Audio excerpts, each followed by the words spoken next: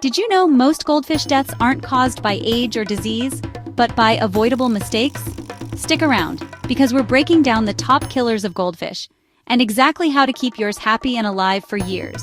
Hit that like button if you've ever named a goldfish, and subscribe if you want yours to actually live long enough to learn it.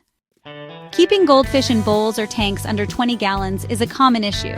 Goldfish excrete a lot of ammonia. Small tanks mean fast ammonia spikes, which leads to toxic water.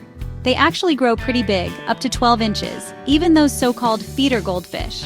Limited space stunts their growth, damages organs, and definitely shortens their lifespan. The minimum tank size is 20 gallons for the first goldfish, plus 10 gallons for each additional one. So upgrade that bowl, your fish will thank you honestly by not floating upside down. Not cycling your tank and ignoring water parameters can be deadly.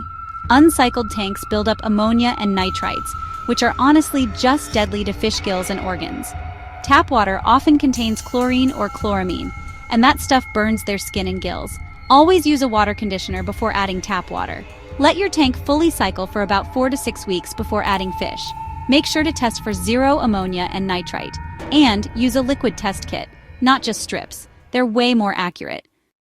So, let's talk about overfeeding. Goldfish will beg, but honestly, they don't know when to stop. Extra food just sinks, starts to rot, and, well, that increases ammonia in the water. Constipation can lead to swim bladder issues, which is, why your fish might swim sideways or even float. It's best to feed them once or twice a day, and only as much as they can eat in about 30 to 60 seconds. Oh, and definitely use high-quality pellets or gel food, not flakes, since those really just cause them to bloat. And hey, don't forget to fast them one day each week to keep their digestion healthy. Goldfish aren't disposable. They're actually hardy, intelligent, and if you care for them properly, they can live for more than 10 years.